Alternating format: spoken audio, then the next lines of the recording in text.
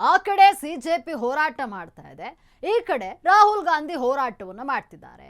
ದೆಹಲಿಯಲ್ಲಿ ಸೆಲೆಬ್ರಿಟಿಗಳು ವಿದ್ಯಾರ್ಥಿಗಳಿಂದಲೂ ಕೂಡ ಇದಕ್ಕೆ ವಿರೋಧವನ್ನ ಮಾಡಲಾಗ್ತಾ ಇದೆ. ಆದರೂ ಕೂಡ ಇಲ್ಲಿ ಪ್ರಧಾನಿ ಮೋದಿ ಡೋಂಟ್ ಕೇರ್ ಅಂತ ಇದ್ದಾರೆ. ಆ ಕಡೆ ಸಿಜೆಪಿ ಹೋರಾಟಕ್ಕೆ ನಿಂತಿದೆ, ಈ ಕಡೆ ರಾಹುಲ್ ಗಾಂಧಿ ಕೂಡ ಹೋರಾಟವನ್ನ ಮಾಡ್ತಾ ಇದ್ದಾರೆ. ಜೊತೆಗೆ ದೇಶದಲ್ಲಿ ಸೆಲೆಬ್ರಿಟಿಗಳು ವಿದ್ಯಾರ್ಥಿಗಳಿಂದಲೂ ಕೂಡ ವಿರೋಧ, ಆದ್ರೂ ಡೋಂಟ್ ಕೇರ್ ಅಂತಿದ್ದಾರೆ ಪ್ರಧಾನಿ ನರೇಂದ್ರ ಮೋದಿ. ಪ್ರತಿಭಟನೆ ತಪ್ಪಲ್ಲ, ಆದ್ರೆ ಅದೊಂದು ಬೇಡಿಕೆ ಈಡೇರಿಸಲ್ಲ. ಸಿಜೆಪಿಯ 2 ಬೇಡಿಕೆಗಳಿಗೆ ಮೋದಿ ಸರ್ಕಾರ ಒಪ್ಪಿಗೆ, ಆದ್ರೆ ಒಂದು ಬೇಡಿಕೆಯನ್ನ ಈಡೇರಿಸಲ್ಲ ಅಂತ ಇದೆ ಸರ್ಕಾರ. ಹಾಗಾದ್ರೆ ಆ ಬೇಡಿಕೆ ಏನು, ಯಾಕೆ ಈಡೇರಿಸೋದಿಲ್ಲ? ನೋಡಿ, 3 ಬೇಡಿಕೆಯನ್ನ ಇಟ್ಟಿದೆ ಸಿಜೆಪಿ, ಅದರಲ್ಲಿ 2 ಬೇಡಿಕೆಗೆ ಮೋದಿ ಸರ್ಕಾರ ಒಪ್ಪಿಗೆ ಸೂಚಿಸಿದೆ. ಒಂದು ಬೇಡಿಕೆ ಏನಿದೆ ಅದನ್ನ ಮಾತ್ರ ನಾವು ಒಪ್ಪೋದಿಲ್ಲ, ಅದನ್ನು ಈಡೇರಿಸೋದಕ್ಕೆ ಆಗೋದಿಲ್ಲ ಅಂತ ಹೇಳ್ತದೆ. ಹಾಗಾದ್ರೆ ಏನು ಬೇಡಿಕೆ ಅದು, ಯಾಕೆ ಒಪ್ಪೋದಿಲ್ಲ ಅಂತ ಪ್ರಶ್ನೆ ಮೂಡುತ್ತೆ. ನೋಡಿ, ನೀಟ್ ಪರೀಕ್ಷೆ ವಿಚಾರವಾಗಿ ದೆಹಲಿಯಲ್ಲಿ ಪ್ರತಿಭಟನೆಗಳಾಗ್ತಾ ಇದೆ. ಜಂತರ್ ಮಂತರ್ನಲ್ಲಿ ಒಂದು ಕಡೆ ಕಾಕ್ರೋಚ್ ಜನತಾ ಪಾರ್ಟಿ ಪ್ರತಿಭಟನೆ ಮಾಡ್ತಾ ಇದ್ರೆ, ಮತ್ತೊಂದು ಕಡೆ ಕಾಂಗ್ರೆಸ್ ಪ್ರತಿಭಟನೆ ಮಾಡ್ತಾ ಇದೆ. ರಾಹುಲ್ ಗಾಂಧಿ ವಿರೋಧ ವ್ಯಕ್ತಪಡಿಸುತ್ತಿದ್ದಾರೆ. ರಾಜೀನಾಮೆಗೆ ಆಗ್ರಹಿಸಿ ಪ್ರತಿಭಟನೆಗಳು ನಡೀತಾ ಇವೆ.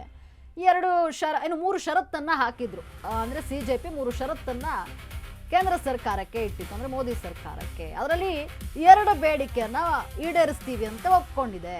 ಆದ್ರೂ ಒಂದು ಬೇಡಿಕೆ ಏನಿದೆ, ಆ ಬೇಡಿಕೆಯನ್ನ ನಾವು ಈಡೇರಿಸೋದಿಕ್ಕೆ ಆಗೋದಿಲ್ಲ ಅಂತ ಮೋದಿ ಹೇಳ್ತಾ ಇರುವಂಥದ್ದು. ಯಾರು ಏನೇ ಹೋರಾಟ ಮಾಡಿದ್ರು ಡೋಂಟ್ ಕೇರ್ ಅಂತಿದ್ದಾರೆ. ವಿದ್ಯಾರ್ಥಿಗಳು ವಿರೋಧ ವ್ಯಕ್ತಪಡಿಸಿದ್ದಾರೆ, ಸೆಲೆಬ್ರಿಟಿಗಳು ಇದಕ್ಕೆ ವಿರೋಧ ವ್ಯಕ್ತಪಡಿಸಿದ್ದಾರೆ. ಇಲ್ಲಿ ಹೋರಾಟ, ಜಂತರ್ ಮಂತರ್ನಲ್ಲಿ ಹೋರಾಟ ನಡೀತಾ ಇದೆ.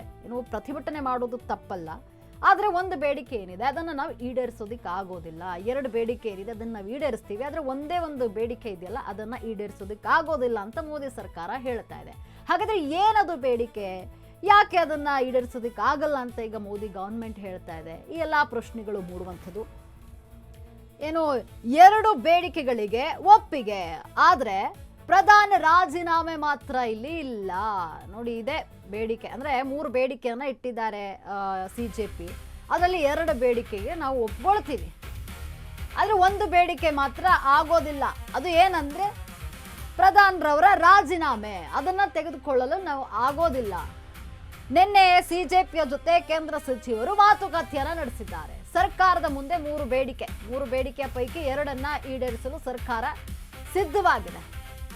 ಆದ್ರೆ ಧರ್ಮೇಂದ್ರ ಪ್ರಧಾನ್ ರವರ ರಾಜೀನಾಮೆ ಮಾತ್ರ ಪಡೆಯೋದಿಲ್ವಂತೆ. ಈ ಬೇಡಿಕೆಯನ್ನು ಈಡೇರಿಸೋದಕ್ಕೆ ಆಗೋದಿಲ್ಲ. ಪ್ರತಿಭಟನಾಕಾರರಿಗೆ ನೇರವಾಗಿ ಈಗ ಸಚಿವರು ಹೇಳಿರುವಂಥದ್ದು, ನಿಮ್ 2 ಬೇಡಿಕೆಯನ್ನು ಒಪ್ಕೊಳ್ತೀವಪ್ಪ, ಆದ್ರೆ ಒಂದು ಬೇಡಿಕೆ ಈಡೇರಿಸೋದಕ್ಕೆ ಆಗೋದಿಲ್ಲ. ಪ್ರಧಾನ್ ರಾಜೀನಾಮೆಗೆ ಪಟ್ಟು ಹಿಡಿದಿರುವಂಥದ್ದು ಕಾಕ್ರೋಚ್ ಜನತಾ ಪಾರ್ಟಿ. ಪ್ರಧಾನ್ ರಾಜೀನಾಮೆಯನ್ನ ಪಡಿಲೇಬೇಕು ಅಂತ ಹೇಳ್ತಾ ಇರುವಂಥದ್ದು. ಆದ್ರೆ ಇಲ್ಲಿ ಅದೊಂದು ಈಡೇರಿಕೆ ಆಗೋದಿಲ್ಲ, ಅವರ ರಾಜೀನಾಮೆಯನ್ನ ಪಡೆದುಕೊಳ್ಳೋದಿಕ್ಕೆ ಆಗೋದಿಲ್ಲ ಅಂತ ನೇರವಾಗಿ ಈಗ ಕಾಕ್ರೋಚ್ ಜನತಾ ಪಾರ್ಟಿ ಹೇಳಿರುವಂಥದ್ದು. ಬಟ್ ಆದ್ರೆ ಇಲ್ಲಿ ಅದು ಪಟ್ಟು ಹಿಡಿದು ಕೂತಿದ್ದಾರೆ, ಪ್ರಧಾನರವರ ರಾಜೀನಾಮೆ ಆಗಲೇಬೇಕು ಅಂತ. ಇನ್ನು ಸಿಜೆಪಿಯ 3 ಬೇಡಿಕೆ ಏನು ಅಂತ ನೋಡೋದಾದ್ರೆ, ನೋಡಿ, ಬೇಡಿಕೆ 1 ನೀಟ್ ಪ್ರಶ್ನಾ ಪತ್ರಿಕೆ ಸೋರಿಕೆ ಸಂತ್ರಸ್ತರಿಗೆ 1 ಕೋಟಿ ಕೊಡಬೇಕು. ಬೇಡಿಕೆ 3 ಪ್ರತಿಭಟನಾಕಾರರ ವಿರುದ್ಧದ ಕೇಸ್ಗಳು ಏನಿದೆ ಅದನ್ನ ವಾಪಸ್ ಪಡೆದುಕೊಳ್ಬೇಕು. ಆದ್ರೆ 2-3ನೇ ಬೇಡಿಕೆಗೆ ಮಾತ್ರ ಸರ್ಕಾರ ಒಪ್ಪುತ್ತಾ ಇಲ್ಲ. ಪ್ರಧಾನರನ್ನ ಸಚಿವ ಸ್ಥಾನದಿಂದ ಕೆಳಗಿಳಿಸುವಂತಹ ಉದ್ದೇಶ ಇಲ್ಲ.